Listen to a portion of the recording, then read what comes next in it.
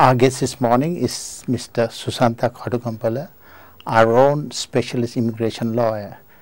It's with great pleasure I'd like to introduce him in our studios this morning. Good morning and welcome to our program. Good morning. Susantha, first of all, will you be able to briefly tell us about the current trends and challenges with the immigration law? Yes, I believe that we are facing the challenges than ever in Australian immigration law in current times. That has started in April 2017 when the government announced curbing the temporary work visa 457 visa subclass.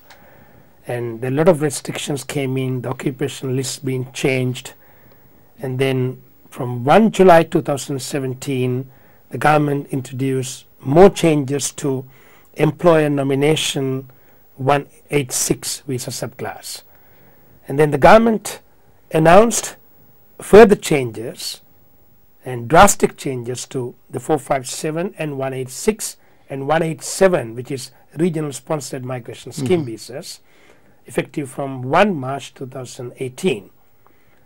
So these changes have been announced and confirmed, and we had the chance to talk to the minister, participate discussions. So lots of inflexibility in policy, so therefore the changes are going to come. So it's a challenge. Okay. So we're here to tell our communities that you need to face these challenges and see whether you can protect your rights at the current time in this short time frame from now onwards to March 2018. Okay. So is, correct me if I'm wrong, before the 1st of March everything has to be lodged. Am I right on that?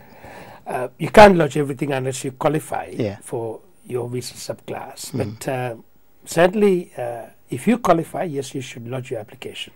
For an example, if an applicant is thinking of lodging an application for subclass 187 visa, which is RSMS visa, they need to lodge that before 1 March 2018. Because from 1 March 2018, because from 1st of March 2018, the government will introduce 2 years work experience requirement for all RSMS applicants. That means an Australian graduate wanted to be sponsored by an employer in regional Australia, can be in Northern Territory, Darwin, Tasmania, Adelaide or regional Victoria. They will not be able to apply for that visa, or they won't be able to qualify for that visa unless they have the 2 years work experience. And that's a challenge for a lot of students and new graduates. And there's no particular temporary visa class that they can have on their own to gain that experience. So it's a huge vacuum.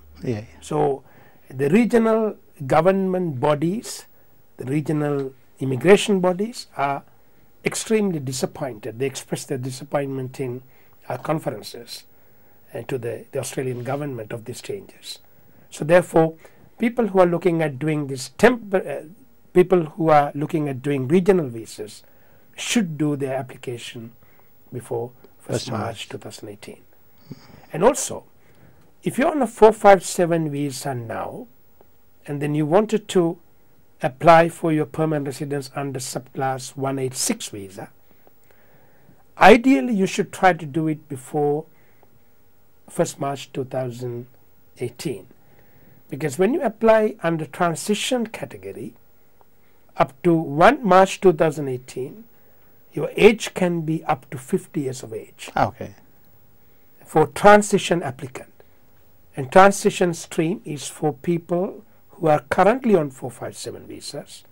They held the 457 visa for 2 years. 2 years.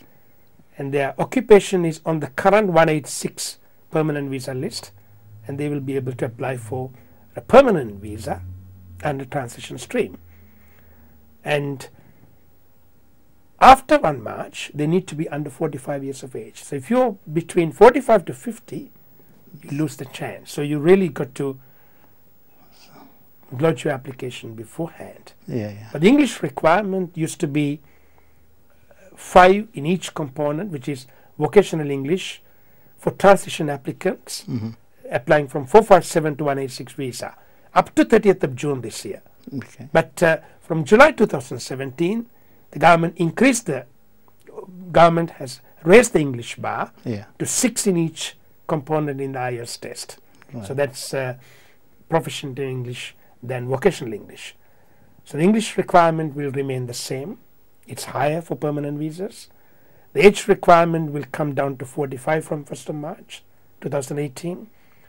And after March 2018, any 457 applicant applying for transition stream for 186 visa need to have 3 years employment instead of 2 years employment on a 457 visa. So the immigration system, the requirements becoming tougher and tougher, harder and harder. Yeah. So this is the challenge that we are facing today. Susanta, now this 457 visas is very important for small businesses. What sort of advice you can give them? Yes, there's a lot of skill shortage, especially in the hospitality industry. And it used to be in mining, but now definitely in hospitality, especially chefs, cooks, and restaurant managers in shortage in Australia. And a lot of employers are struggling to find right employees. So therefore, it's very important for this 457 or similar visa programs to continue. And also for people who will come to Australia on a temporary visa, and if they want to make Australia home, then provide them the opportunity to apply for permanent residence while they are in Australia. And it's different to a student visa. A student who come to study in Australia may have the choice of staying here, continue to stay here, or return home to serve their country. But when you come to work as a mature, skilled person, it's a different then format. It's a different format. So therefore, the government should have a flexible policy. So what we would suggest is that the Chamber of Commerce and small business groups and also all our communities should strongly lobby our politicians, regardless of their political party, regardless of which side of politics they are. Please lobby them and explain the difficulties that the immigrants faces in this visa process. Especially, it is proven fact that immigration is very important for Australia's economic growth. That's why Australia is continuing to have 200,000 immigrants per year in the program. And that's upon advice of all the expert economists. So therefore, Australia needs to continue this program. And we need the government, the politicians to understand that. So we don't want the government to be distracted from certain political influences and political parties, and continue to support the immigration program, and then bring the right people, choose the right people, and give people the opportunity to make Australia home.